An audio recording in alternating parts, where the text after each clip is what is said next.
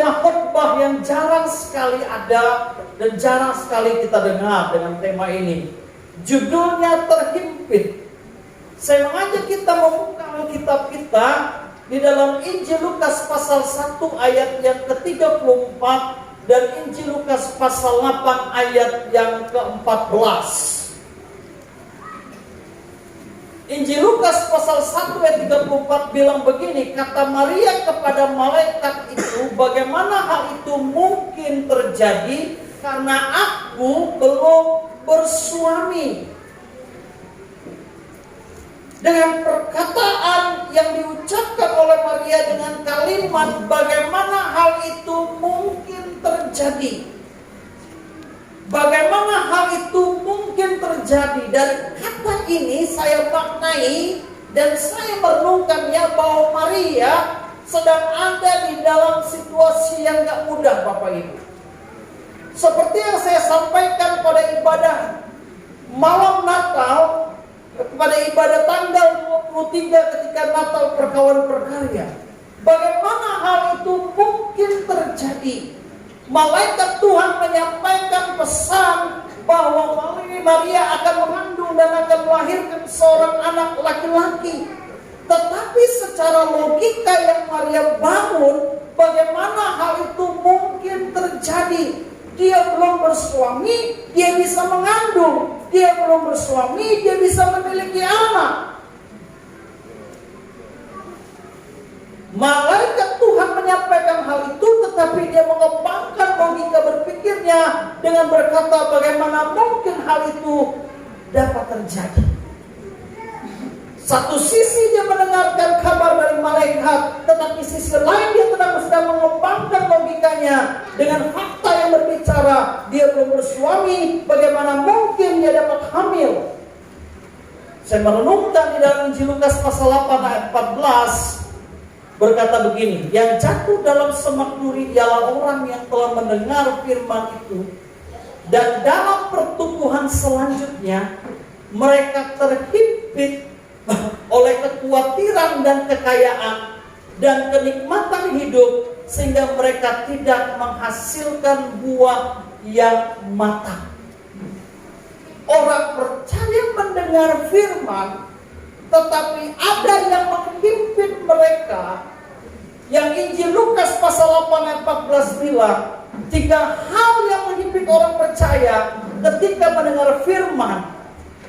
Mereka terhimpit oleh kekhawatiran, mereka terhimpit dengan kekayaan, mereka terhimpit dengan kenikmatan hidup, sehingga apa akibatnya? Mereka tidak menghasilkan buah yang matang. Itu yang dialami oleh kehidupan orang Kristen. Waktu Maria mendengar kabar tentang dirinya akan mengandung dan melahirkan seorang anak laki-laki, firman itu datang kepadanya. Yang menghimpit Maria adalah dia mengembangkan pikirannya, bagaimana mungkin hal itu terjadi kepada dia. Itu yang menghimpit dia.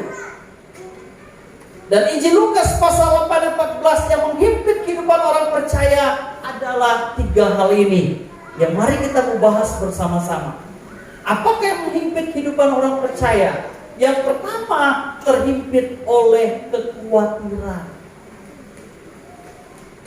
Injil Lukas pasal 8 ayat 14. Terhimpit oleh kekhawatiran. Matius pasal 6 ayat 34 bilang, janganlah kamu khawatir akan hari besok, karena hari besok mempunyai kesusahannya sendiri. Kesusahan sehari cukuplah untuk sehari. Kalau orang Kristen baca ayat ini, maka ketika dia makan, dia akan bilang kesusahan sehari cukuplah untuk sehari. Karena itu kalau dapat lauk somak, habiskan hari ini, besok kita cari lagi. Karena apa? Kesusahan sehari cukuplah untuk sehari. Sebagian orang menafsirkan ayat ini salah. Ketika saya merenungkan ayat ini, kesusahan sehari cukuplah untuk sehari, artinya kehidupan kekristenan tidak pernah lepas yang namanya kesusahan. Betul? Tidak pernah lepas yang namanya kesusahan. Kalau saya boleh bertanya, berapa banyak dari Bapak Ibu yang hadir malam hari ini yang sepanjang tahun 2021 ini tidak pernah mengalami yang namanya kesusahan? Minimal kalau musim jengkol, kena kejengkolan, susah buang air besar, susah kencing. Minimal kalau musim jengkol, minimal kalau musim jengkol. Itu kesusahan saya belum pernah ngalamin. Tapi kawan yang pernah ngalamin dengan sakit itu luar biasa. Kalau saya bertanya lagi, saya daftarkan lagi, apakah kesusahan Bapak Ibu yang Bapak Ibu alami? Wah, saya nggak tahu apakah ada jemaat di Jabai ini yang pernah kena COVID-19. Saya tahu Pak Elkani dengan Ibu, Mama Mary dulu, Pak Elkani enggak, Timo enggak, Mama Mary kena COVID-19. Dan tetangganya itu, jemaat kami itu dipanggil Tuhan, meninggal gara-gara COVID. Lalu diperiksa, beberapa temannya termasuk Mama Mary kena. Wah Bapak Ibu, paket telepon saya itu waktu COVID kemarin tahun 2020, 2021, kira-kira bulan 5 atau bulan 6 itu paket telepon saya itu yang 240 menit itu per bulan habis dalam waktu kurang lebih seminggu. Karena dikit-dikit saya telepon, saya doa, saya telepon, saya doa, saya telepon, saya doa buat mereka. Kesusahannya adalah menghela nafas, tarik nafas. Kesusahannya adalah diisolasi, tidak bisa bekerja. Istri yang kena, suami harus isolasi, anak harus isolasi. Loreng tidak bisa, kerja ke lain tidak bisa, makanan diantar. Ya kan? Waktu ibu kena, waktu istri saya kena, makanan diantar sama jemaat. Nampaknya jauh lagi. Misalkan itu rumah gembala sidang, cuma diantar di depan gereja. Lalu bilang, Bu, udah saya antar makanannya ya, cepat sembuh ya.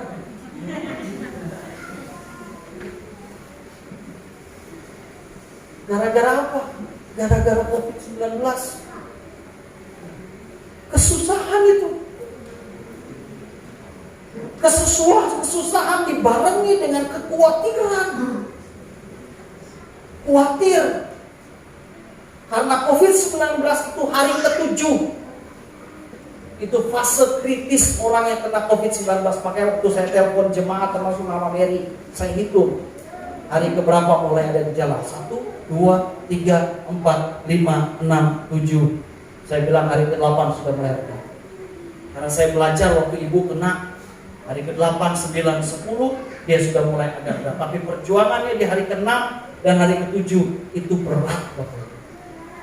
Itu berat. Bukan hanya perjuangan berat untuk menarik nafas, tapi perjuangan berat diisolasi. Tidak bisa kerja apa-apa. Bersyukur di Jabai ini tidak ada yang pakai masker.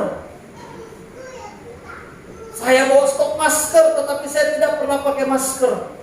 Kalau saya pakai masker, dikirain nanti sombong. Lagak pendeta siku hitam ya, pakai masker.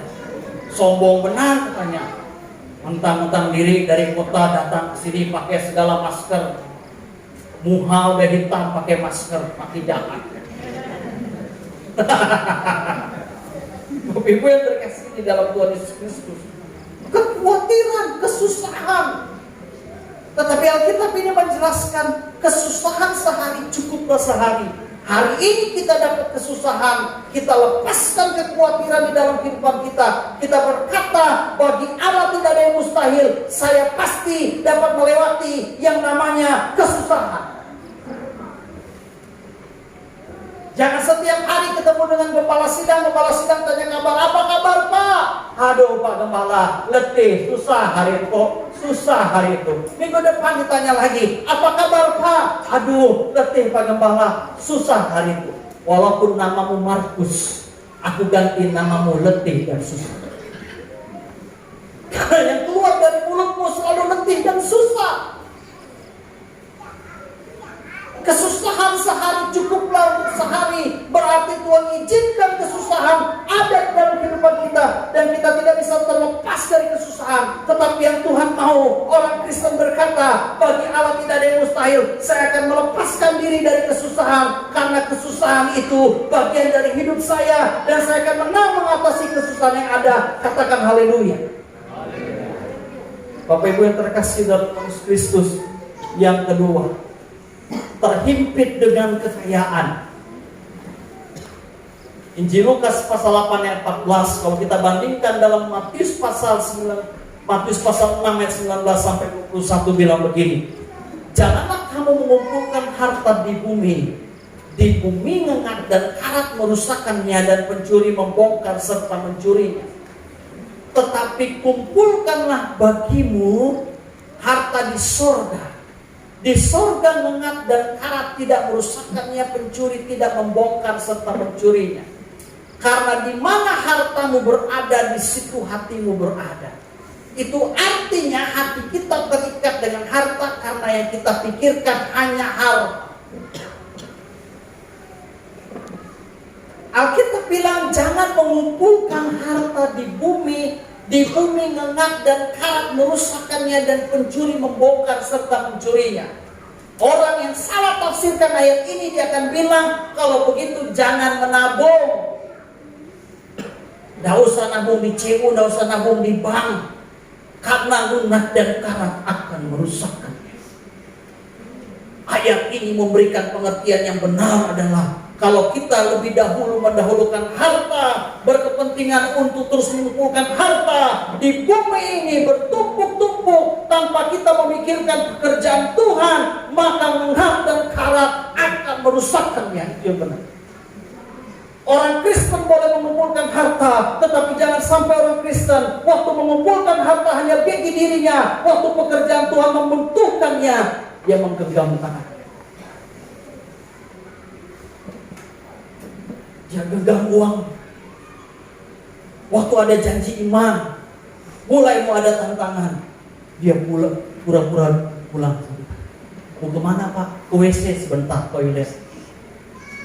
Dia dengar dari belakang, udah selesai janji iman baru dia masuk. Baru dia katakan, lega, bebas, gak keluarkan uang untuk janji iman. Ciri orang yang pikir, orang yang pelit, waktu memberi persembahan dan selalu diminta untuk menyumbang bagi pekerjaan Tuhan, ngomelnya banyak, tindakannya tidak ada. Tetapi ciri orang yang murah hati, ngomelnya tidak ada, tindakan pemberiannya nyata. Lihat sebelah kiri kanannya dan mulai bisik, "Ikau pikirkah murah hati?"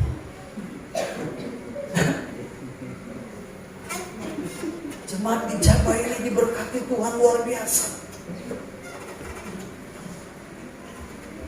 Orang pengojek itu kaya-kaya.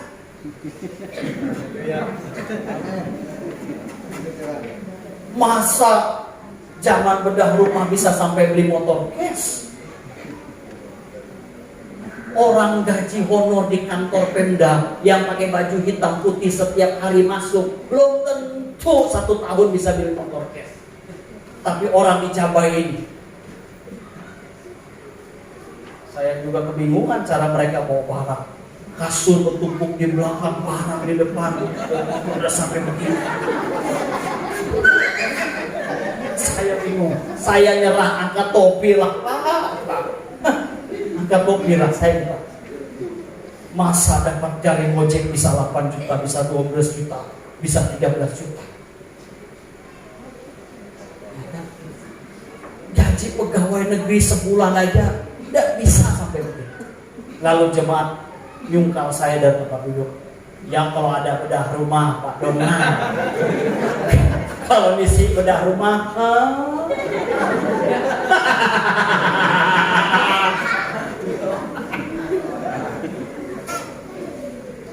Saudara terkasih dalam Tuhan Yesus Kristus, kita Kita boleh mengumpulkan harta, tetapi kita jangan sampai menomorsatukan harta, melupakan pekerjaan Tuhan. Menarik perhatian saya, mari kita buka dalam Injil Lukas pasal 12 ayat 13 sampai ayat yang ke-21. Mari buka yuk Bapak Ibu yang bawa Alkitab. Kalau ada yang ngantuk, jangan ganggu kawan dan jangan muak-muak-muak. Muaknya itu agak elit sedikit. Elit ya, elit. Tapi jangan muak-muak-muak. Istri boleh pernah cerita, ini kasus nyata. Waktu dia difonis penyakit dalam, ada orang berobat, ini rahangnya ketarik. Ditanya sama dokter, apa penyebabnya? Nguapnya terlalu lebar. Rahang ini urat-uratnya kembali Bapak Ibu. Jadi dia datang ke poliklinik. Ditanya sama dokter, kenapa Pak? Ini Pak, rahang saya kembali. Begini terus. Jadi kalau ngantuk sembahyang, Bu, Pak, jangan nguap besar-besar. Cukup kecil dan tutup mulut gini. Repot Pak Menteri ngurus. Ini cerita nyata. Bu di penyakit dalam itu ngalamin. Yuk kita buka Alkitab. Jadi yang nguap jangan besar-besar.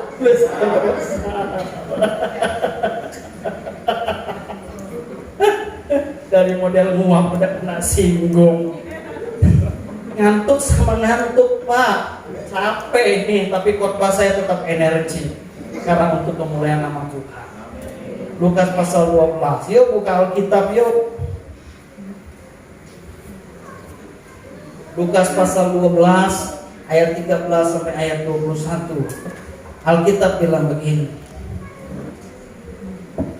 Seorang dari orang banyak itu berkata kepada Yesus, Guru, katakanlah kepada saudaraku supaya ia berbagi warisan dengan aku. Tetapi Yesus berkata kepadanya, Saudara, siapakah yang telah mengangkat aku menjadi hakim atau pengantara atas kamu? Katanya lagi kepada mereka, berjaga-jagalah dan waspadalah terhadap segala ketamakan. Sebab walaupun seorang berlimpah-limpah hartanya, hidupnya tidaklah tergantung daripada kekayaannya itu. Kemudian ia mengatakan kepada mereka suatu perumpamaan, katanya, ada seorang kaya, tanahnya berlimpah-limpah hasilnya. Ia bertanya dalam hatinya, apakah yang harus aku perbuat? Sebab aku tidak mempunyai tempat di mana aku dapat menyimpan hasil tanahku. Lalu katanya, inilah yang akan kuperbuat. Aku akan merombak lumbung-lumbungku, dan aku akan mendirikan yang lebih besar, dan aku akan menyimpan di dalamnya segala gandum dan barang-barangku. Sesudah itu aku akan berkata kepada jiwaku, jiwaku, ada padamu banyak barang, tertimbun untuk bertahun-tahun lamanya. Beristirahatlah, makanlah, minumlah, dan bersenang-senanglah. Tetapi firman Allah kepadanya, hai engkau orang bodoh, pada malam ini juga jiwamu akan diambil daripadamu. Dan apa yang telah kau sediakan untuk siapakah itu nanti? Demikian jadinya dengan orang yang mengumpulkan harta bagi dirinya sendiri, jika ia tidak kaya di hadapan Allah. Tuhan beri gelar kepada orang kaya ini, orang kaya yang bodoh. Karena dia pikir dengan seluruh kekayaannya tidak akan pernah habis. Kekayaan yang dimiliki tidak akan pernah habis. Bapak Ibu pernah dengar orang ngomong kekayaannya 7 turunan tidak akan pernah habis. Ternyata Tuhan memberikan gelar kepada orang kaya ini, orang kaya yang bodoh. Kenapa dia disebut orang kaya yang bodoh? Ayat 21 dari Lukas pasal 12 bilang, demikianlah jadinya dengan orang yang mengumpulkan harta bagi dirinya sendiri. Ulang, Kenapa dia disebut orang kaya yang bodoh? Karena dia mengumpulkan harta bagi dirinya sendiri dan dia tidak kaya di hadapan Allah. Kaya boleh diberkati Tuhan, Tuhan mau, Tuhan suka. Mau beli motor satu kurang beli dua, mau beli mobil satu kurang beli dua, mau beli tanah 1 hektar kurang beli 3 hektar. Bodoh karena apa? Karena memperkaya diri sendiri, tidak kaya di hadapan Allah. Jemaat Jabai yang diberkati Tuhan adalah jemaat Jabai yang kaya di hadapan Allah. Karena waktu janji iman tidak lagi untuk berat hati, tetapi dengan rela hati memberikannya bagi pekerjaan Tuhan.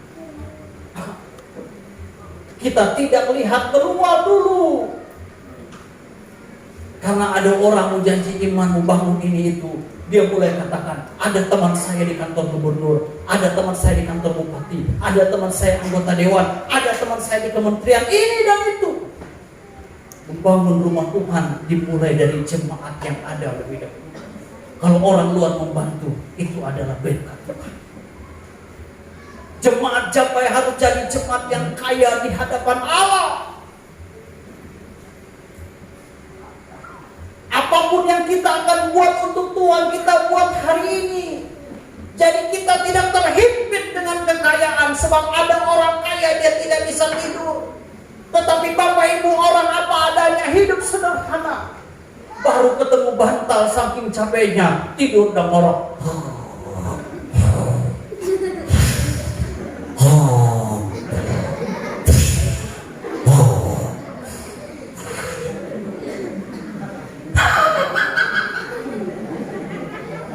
Tapi ada orang kaya, dia ke kiri salah, dia ke kanan salah, dia tutup pakai bantal mukanya salah. Dia tidak bisa tenang.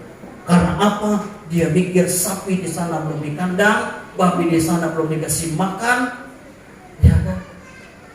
Semua dia mulai hitung, semuanya dia mulai lihat.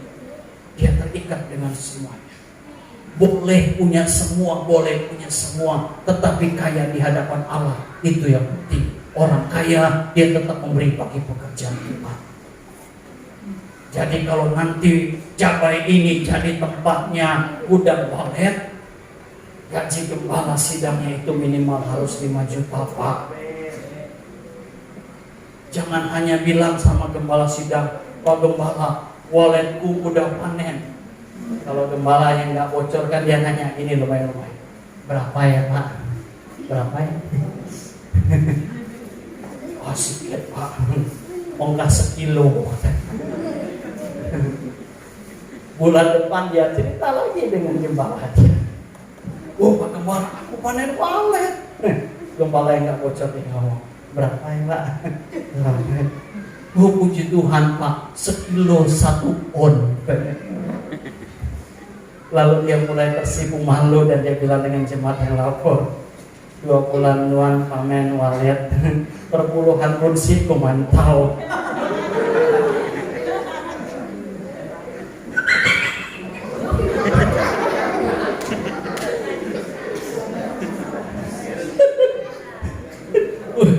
Apa nih iklan meleki?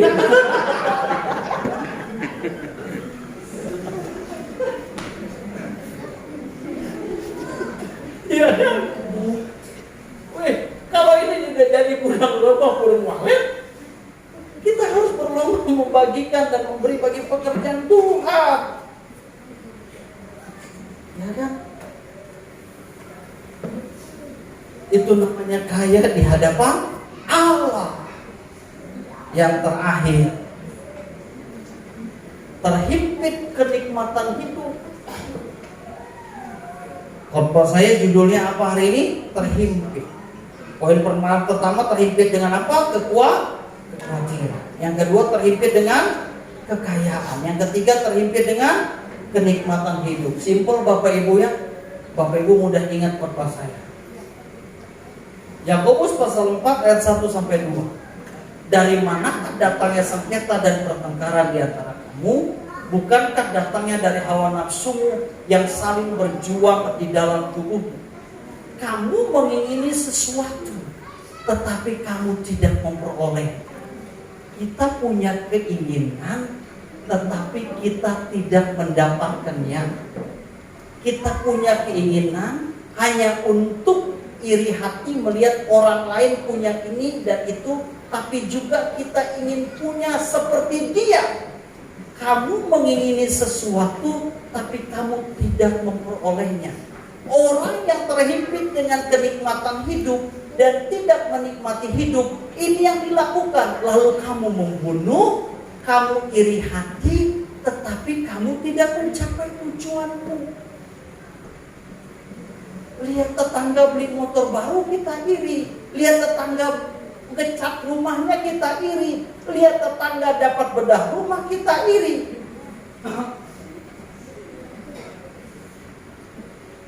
Jangan sampai juga kebangetan. Lihat tetangga punya bini 2, kita iri.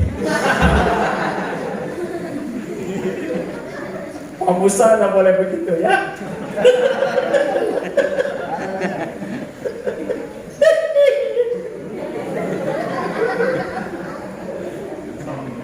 Tetapi kamu tidak mencapai tujuanmu. Lalu kamu bertengkar dan kamu berkelahi. Kamu tidak memperoleh apa-apa karena kamu tidak berdoa. Ini orang yang terhimpit dengan kenikmatan hidup, Pak. Hidup itu harus dinikmati. Hidup itu harus dinikmati. Bapak Ibu, suami istri tutup tahun ini, duduk sama-sama suami istri, turunkan kuali, turunkan sampau, turunkan lentok, dan makan sama-sama. Suami bilang, Papa mau doa, ucap syukur ini malam tahun baru. Ya kan? Makan sambil campur cabai dengan ikan asin yang tanpa kepala, campur daun ubi ditumbuk. Wah, enak sekali, Pak. Sambil makan dan ucap syukur, dia menikmati hidup. Lalu suami bilang sama istrinya, Ma, malam tahun baru ini kusuap mama ya. Itu kan daripada malam tahun baru lalu pergi ke warung cari anggur merah. Lalu istri lagi berdoa, dia cuma berdoa Tuhan gak pernah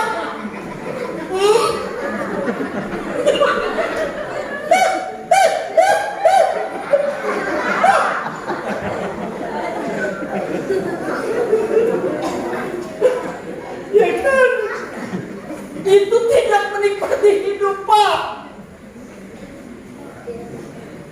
Orang itu harus menikmati hidup, mensyukuri dengan apa yang ada yang Tuhan beri, yang Tuhan kasih. Dia harus menikmati hidup, makan apapun dia menikmati hidup dengan rasa syukur. Jangan kita terhimpit dengan kenikmatan hidup, kita iri hati dengan orang lain, kita dengki dengan orang lain, kita marah dengan kepunyaan orang lain, bahkan kita marah dengan Tuhan karena Tuhan tidak berkati hidup kita. Mari kita tutup tahun ini dengan kita menjadi orang Kristen yang menikmati hidup. Makan nasi dengan campur belacan, itu nikmat.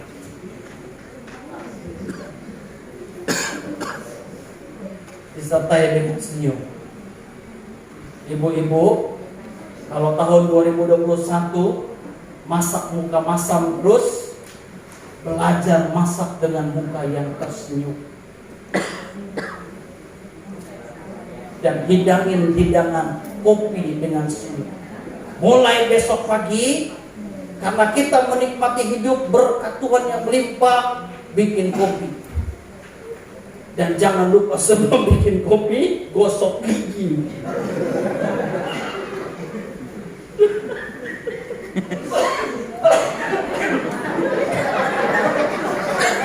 Saya bilang dengan istri saya, kalau bikin bikin kopi jangan lupa duluan gosok gigi.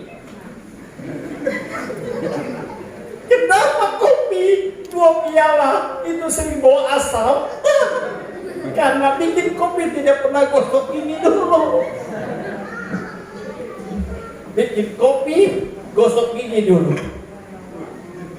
Dan aduk kopi dengan menyanyi pujian, Kau hiasi kehidupanku dengan kemurahan. Hidangkan kopi buat suami. Goreng ubi, hidangkan buat suami. Suami bilang, tumben senyum. Orang yang menikmati hidup perkara kecil apapun, dia nikmati dengan syukur. Makanan sedikit pun dia nikmati dengan syukur. Maka berkat kemurahan Tuhan akan mengalir dalam kehidupannya. Amin. Mari kita berdiri, kita